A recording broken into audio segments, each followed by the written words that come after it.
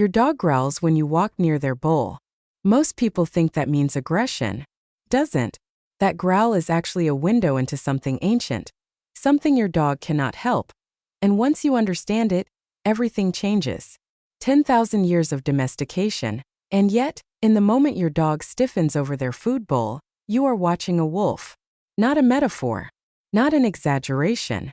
A direct behavioral echo from a time before humans and dogs had any kind of agreement at all. Researchers at Yevouche-Laurent University have studied how domestic dogs retain what they call resource-holding behaviors, hardwired survival strategies that evolved when every meal was a competition. In the wild, a wolf who hesitated, who backed away from food, often did not eat. And a wolf who did not eat often did not survive. Your dog inherited that nervous system, that threat response, that biological imperative to hold what is theirs. Here is what makes this so important to understand. Food guarding is not a personality flaw. It is not a sign that your dog is dominant, or dangerous or broken. It is a sign that your dog's ancient brain is doing exactly what ancient brains were built to do: protect a resource that feels critical to survival. Think about that for a moment. Your dog lives in a warm home. Their bowl gets filled every single day. There is no real competition.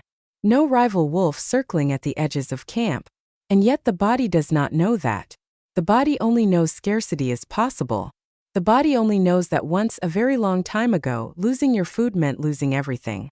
Researchers call this a mismatch, when an evolved behavior persists in an environment where it is no longer necessary. Humans have them too. The reason your heart races before a presentation is the same ancient threat detection system. The stakes changed. The wiring did not. So when your dog lowers their head, pins their ears, and emits that low rumble as you approach the bowl, they are not challenging you. They are afraid. Afraid in the deepest, most wordless way a living creature can be afraid, that something essential is about to be taken. Now here is where it gets critical for you as an owner. Because most people respond to food guarding in a way that makes perfect human sense, and almost perfect behavioral damage at the same time. They take the bowl away to show the dog who is in charge. They hover. They insert their hand into the food mid-meal. They punish the growl. And every single one of those responses confirms your dog's fear. Every intervention tells the ancient brain, you were right to guard. The threat is real. Guard harder next time. That is not a bad dog becoming worse. That is a scared animal learning that its fear was justified all along. Before the next chapter, notice something. The next time your dog eats, watch their body. Do their shoulders tense as you walk past?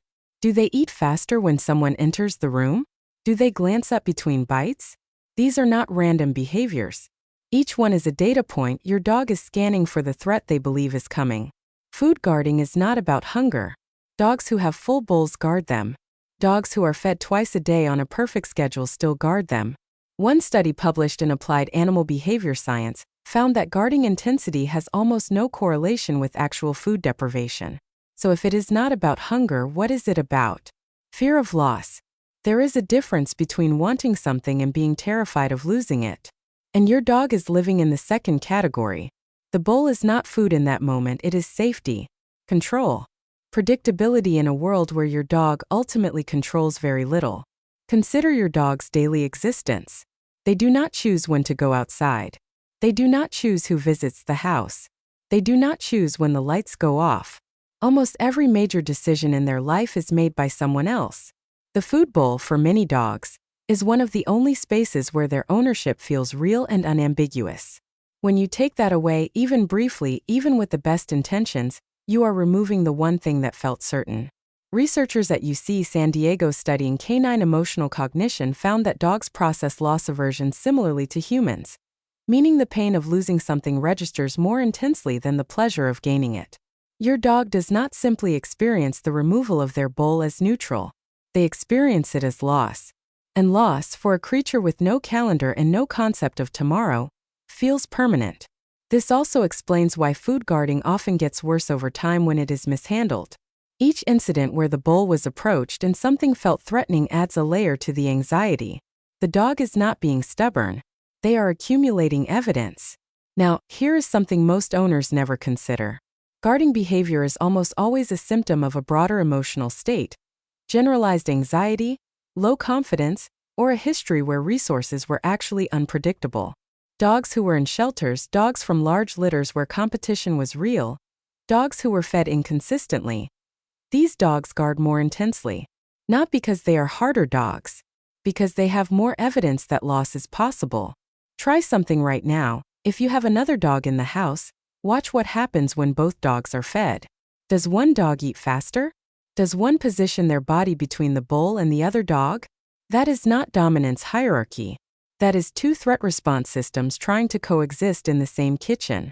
Understanding this, truly understanding that your dog is scared, not aggressive, changes the intervention completely. You stop trying to correct a behavior. You start trying to reassure a feeling. And those are entirely different conversations. Knowing why your dog guards food is only half of it. The other half is knowing what to do, and more importantly, what to stop doing. The most effective approach researchers and behaviorists consistently return to is called counterconditioning. The goal is simple. Change what the approach of a human means to your dog during mealtime. Right now, your approach means threat. You want it to mean something good is coming. Here is how to start. During your dog's next meal, do not hover. Do not reach for the bowl. Simply walk calmly past, and as you pass, drop a high-value treat. Something better than what is in the bowl. Near them without stopping. Then keep walking. No drama. No eye contact. No reaching. What you are doing is rewriting the emotional equation. Approach no longer predicts threat. Approach now predicts something good appearing from the sky. Repeat this over many meals. Gradually you can slow your walk. Then pause briefly. Then stand next to the bowl for a moment before dropping the treat. The dog's body language will tell you the pace. If they tense, you move too fast. If their tail gives a small wag while eating, you are making progress. Never punish the growl. This deserves to be said clearly because it feels counterintuitive. The growl is communication. It is your dog using the only warning signal they have before escalating. When you punish the growl, you do not eliminate the fear. You eliminate the warning. The bite that follows never announces itself. Consistency is the most underestimated tool here. Dogs build trust through predictability. If the bowl always appears at the same time in the same place and is never arbitrarily removed, the scarcity signal quiets. The ancient brain begins to recalibrate. The threat response dials down slowly meal by meal. For dogs with severe guarding, if there is snapping, lunging, or if children are in the household, working with a certified applied animal behaviorist is not optional. It is the responsible path. But for the vast majority of dogs who stiffen or grumble, consistent counterconditioning practiced by a calm, patient owner produces real change within weeks. One final thing. Ask yourself this honestly. Does your dog guard other things too? Sleeping spots, toys, even your attention? If the answer is yes, food guarding is likely one expression of a broader anxiety pattern, and the same principles apply everywhere. Reassurance over correction, predictability over authority, trust built one calm interaction at a time. Your dog is not trying to dominate you. They are trying to feel safe. And the moment you shift your response from discipline to reassurance, you will see something change in their eyes. A small relaxation, a breath released, a tail that was rigid going just slightly loose. That is what understanding looks like. That is what it feels like for both of you. If this changed how you see your dog's behavior, share it with someone who needs to hear it. And if your dog guards food, tell us in the comments, how long has it been happening? Subscribe for more videos that go deeper into what your dog is really trying to tell you.